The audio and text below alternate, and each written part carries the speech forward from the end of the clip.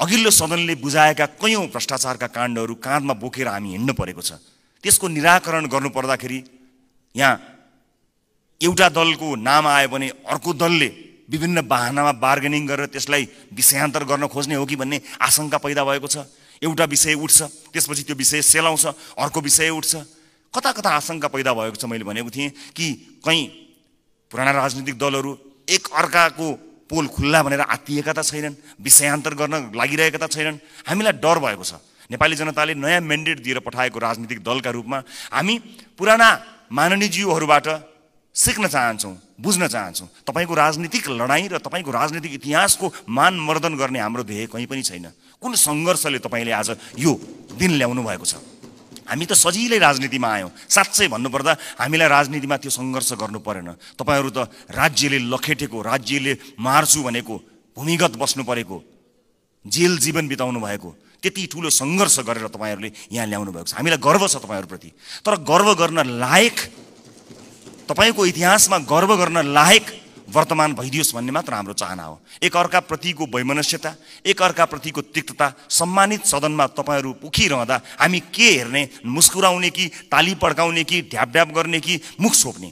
त्यस्तो अवस्था हामीलाई सृजना नगरिदिनु होला। किनकि नेपालको राजनीतिमा तपाईँले दिनुभएको योगदानको हामी कदर गर्न चाहन्छौँ। हामी त्यो पुस्ता बन्न चाहन्छौँ जो अघिल्लो पुस्ताले गरेको राजनीतिक योगदानको उच्च मूल्याङ्कन गर्न सकोस्। तर सम्मानित सदनमा एउटा पार्लिमेन्टको डिग्निटीलाई नै हल्लाइदिने किसिमका गतिविधि हुँदाखेरि कता कता हामीलाई पनि त्यो रोग सरे जस्तो पनि कहीँ दिनमा भयो। हामी त्यो रोग सार्न चाहन्नौँ मान्यज्यूहरू, हामी त्यो रोग सार्न नै चाहन्नौँ। हामी तपाईँलाई त्यही सम्मानित स्थानमा राख्न चाहन्छौँ जुन सम्मानको तपाईँहरू लायक हुनुहुन्छ। हामी नयाँ पुस्ताका राजनीतिज्ञहरूलाई तपाईँहरूले एउटा यस्तो संस्कारको विकास गरिदिनुहोस्, एउटा यस्तो संस्कार दिनुहोस् ताकि हामी भोलि पनि गर्व गर्न सकौँ कि हामीले यो तपाईँबाट सिकेका हौँ। हामीले नेपाली कङ्ग्रेसबाट सिक्यौँ, हामीले नेकपा एमालेबाट सिक्यौँ, हामीले नेकपा माओवादीबाट सिक्यौँ भनेर हामीले भन्न सकौँ, मधेसवादी दलहरूबाट सिक्यौँ, जसपाबाट सिक्यौँ भन्न सकौँ, हामीले नेताहरूको नाम लिएर भन्न सकौँ यी नेताहरूबाट हामीले सिकेको हो नि भन्न सकौँ। तर हामीले, माफ गर्नु होला, म क्षमा चाहन्छु, पछिल्ला केही गतिविधिहरूलाई हेर्दा हामीले चाहिँ उल्टो कुरा सिक्छौँ कि हामीलाई पो त्यो रोग सर्छ कि भन्ने डर पैदा भएको छ। म सभामुख मार्फत सम्मानित सदनलाई यति भन्न चाहन्छु कि नीति कार्यक्रमहरू भन्दा, कानुनहरू भन्दा, बजेटहरू भन्दा नेपाली जनतालाई मूलधारमा राखियोस्, देशको वर्तमान समस्यालाई मूलधारमा राखियोस्। वैदेशिक रोजगारीले गाँजेको यो देश, यसका मूल समस्याहरूलाई मध्यनजर नराखिकन त्यसलाई नजरअन्दाज गरेर आँखा चिम्लिएर कहीँ पनि पुग्न सकिँदैन। यस सदनमा हामीले नेपाली जनताका लागि नीतिहरू बनाइरहँदा र विशेष गरेर बजेटमा प्राथमिकताहरू छुट्याइरहँदा हामीले छुट्याएको प्राथमिकताले आम नागरिकको जीवनलाई छुन सकेनछ भने, आम नागरिकको दैनिकीलाई प्रभाव पार्न सकेन भने हाम्रो लागि त्यो दुर्भाग्यको विषय हुन्छ। सरकारले विदेशमा रहेका नागरिकका लागि पनि अब भोटिङ राइट्स दिने, विदेशमा रहेका नेपाली नागरिकले पनि भोट हाल्न पाउने अधिकारको सुनिश्चितता गर्ने भनेर भन्यो। तर कहाँ छुट्याउनु भयो अर्थमन्त्रीज्यू बजेट? त्यसका लागि लगत सङ्कलन गर्न जानु पर्ला, निर्वाचन आयोग विदेशमा रहेका नेपालीहरूको बारेमा जानकारी लिन जानुपर्छ। त्यसका लागि कहाँ कतै मैले बजेटमा कतै मैले देखिनँ कि, मलाई क्षमा गर्नुहोला, तर त्यसलाई तपाईँले भन्नलाई त भनिदिनु भयो होला, तर प्राथमिकतामा राख्नु भएन। हामी फेरि पनि भन्न चाहन्छौँ, यो देशमा भविष्य नदेखेर, विभिन्न कुरीतिका कारणले, हामीले भोग्नु परेका व्यथितिका कारणले मुलुकमै केही गरी खाउँ भन्ने अवसर नपाएर बाध्य भएर विदेश बसेका नेपालीहरूले आफ्नो देशको भविष्य छान्न पाउनुपर्छ, भोट हाल्न पाउनुपर्छ। त्यसलाई प्राथमिकताका साथ राखियोस्। म माननीय अर्थमन्त्रीज्यूलाई विदेशमा रहेका नेपालीहरूले मतदान गर्न पाउने अधिकारको सुनिश्चितताका लागि कति बजेट छुट्याउनु भएको छ, के व्यवस्था गर्नु भएको छ, म त्यसको लागि पनि जवाफ चाहन्छु। र जिल्ला निर्वाचन कार्यालयहरू खारेज गर्ने जस्तो निर्णय, गलत निर्णय सच्याइयोस् भन्ने कुरा पनि म भन्न चाहन्छु। किनभने संवैधानिक निकायहरूलाई, हामीले त्यसका काम कारबाहीहरूलाई यदि ध्यान दिएनौँ, तिनको स्वच्छतामा हामीले प्रश्न खडा गरेनौँ र त्यसलाई सरकारका मार्फत या कुनै मन्त्रालयका मार्फत ल्याएर राखिदियौँ भने त्यो साँच्चै नै दुर्भाग्यपूर्ण हुनेछ। त्यसकारणले यसलाई पनि पुनर्विचार गरियोस्। खर्च कटौतीका नाममा हरेक विषयलाई यसको गम्भीरता, त्यसको महत्त्व नबुझिकन गरियो भने त्यो साँच्चै नै दुःखद हुनेछ। म सम्माननीय सभामुख मार्फत यो ध्यान आकर्षण गर्न चाहन्छु। र अहिले बजारमा देखिएको वित्तीय सङ्कट, आम नागरिकले भोगेको वित्तीय सङ्कटलाई सम्बोधन गर्ने र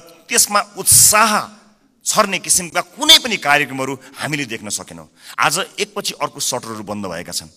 आज कयौं व्यापारी व्यवसायीहरू बैंकको चर्को ब्याज तिर्न नसकेर कयौं व्यापारी व्यवसायीहरू आत्महत्या गर्ने अवस्थासम्म पुगेका छन्। मेरै निर्वाचन क्षेत्रमा शंकर कणेलले आत्महत्या गर्नुभयो र उहाँको सुसाइड नोटमा लेखिएका कुराहरू गम्भीर छन्। यस्ता धेरै समस्याहरू देखिएका छन्। आज प्रत्येक 3वटा सटरमा एउटा सटर बन्द भएको अवस्था छ। आज सहकारीहरूका कारणले गर्दाखेरि जुन किसिमको बिल्लीबाट मानिसहरूको भएको छ, त्यसलाई सरकारले गम्भीरतापूर्वक सम्बोधन नगर्ने भयो भने धेरै मानिसहरू सडकमा आउन बाध्य भएका हुन्छन् र बेवश भएर यो मुलुक छोडेर विदेशमा रोजगारीका लागि जानुपर्ने अवस्था सिर्जना हुन्छ।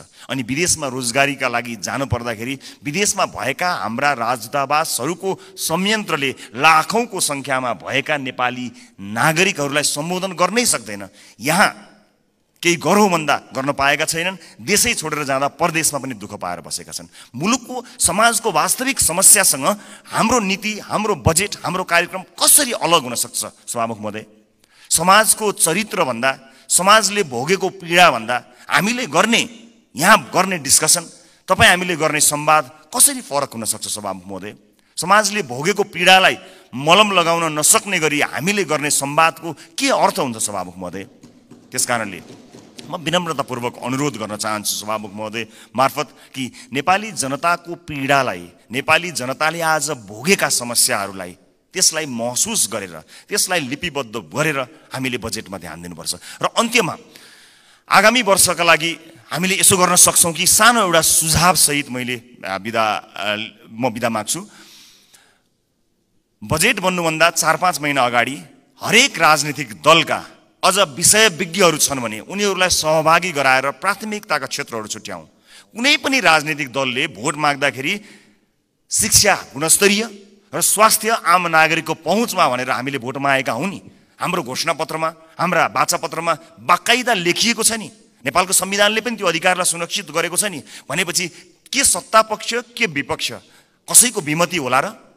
हामीले कस्तो शिक्षा नीति बनाउने? आउनुहोस् सबै राजनीतिक दलका साथीहरू एक ठाउँमा उभियौँ र एउटा साझा शिक्षा नीति सरकारलाई हामीले रेकमेन्ड गरौँ। किनकि तपाईँले भोट माग्दा पनि नेपाली जनतालाई राम्रो शिक्षा दिन्छु भन्नुभएको हो, मैले भोट माग्दा पनि नेपाली जनतालाई राम्रो शिक्षा दिन्छु भनेको हुँ। अनि यहाँ राजनीति कसरी भयो? तपाईँको जिल्लाका बाटोहरूमा भोट हालेपछि अब तपाईँ यहाँ कुनै नेताको जिल्ला अथवा गाउँ ठाउँमा बाटो पुर्याएर भोट माग्ने दिनको त अब अन्त्य गर्नुपर्छ। हजुर, सिङ्गो देशलाई हेर्नुपर्छ। अब त त्यसरी चल्दैन बाँडेर। यो नागरिकको स्वास्थ्यका लागि आवश्यक पर्ने हेल्थ केयर बिल कस्तो हुनुपर्छ?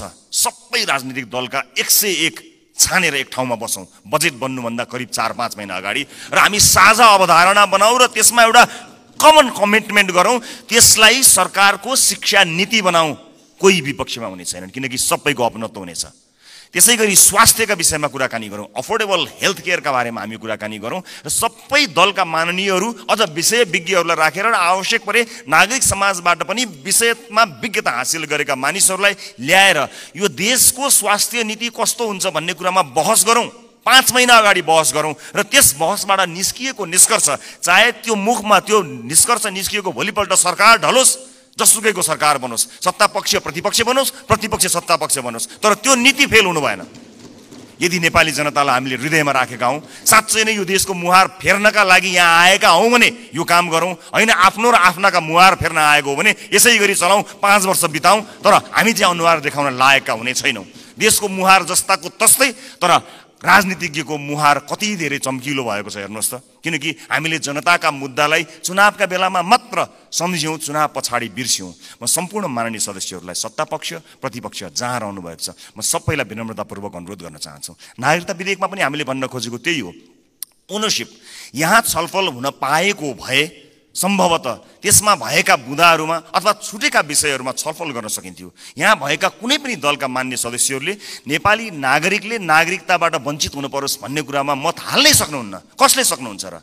विमति कसैको पनि हुने छैनन्। तर सबैले अपनत्व महसुस गरी सही ढङ्ग र सही बाटोमा आएको भए अहिले सम्भवतः सम्मानित अदालतमा गएर त्यो अड्किने थिएन। अनि त्यसको दोष केही दलहरूले लिनु परेको छ, वास्तवमा होइन। नेपाली नागरिकले नागरिकता प्राप्त गर्नुपर्छ भन्ने कुराको विरोधमा, त्यसको विपक्षमा कोही पनि नेपाली हुनै सक्दैन। तर त्यसभित्रको अन्तर्वस्तुमा पछिसम्मलाई सोचेर संवेदनशील विषयहरूमा यो सदन जहाँ नयाँ माननीयहरू र नयाँ राजनीतिक दलका रूपमा हामी पनि आएका छौँ, हामी पनि यसमा सहभागी हुन चाहन्छौँ अनि हामी पनि यो छलफलमा सहभागी हुन चाहन्छौँ, अन्तर्वस्तुमा कुराकानी गर्न चाहन्छौँ र त्यो विधेयकले छुटाएका तर महत्त्वपूर्ण विषयमा हामी योगदान दिन चाहन्छौँ र इतिहासलाई त्यो दस्तावेजमा हामी पनि सही साक्षी हौँ भनेर भन्न चाहन्छौँ। हामी पक्षमा छौँ। हामी जन्मसिद्ध नेपाली नागरिकहरूले नागरिकता पाउनुपर्छ भन्ने कुराको पक्षमा छौँ। हामी सम्पूर्ण योग्य नेपाली नागरिकहरूले नागरिकता पाउनुपर्छ भन्ने कुराको पक्षमा छौँ। हामी त्यो बहसमा सहभागी हुन चाहन्छौँ र पछिसम्म यो मुलुकलाई हित हुने विषयमा सहभागी मात्र हुन चाहन्छौँ। सम्मानित सदनमा आज मैले यति कुराहरू राखेँ।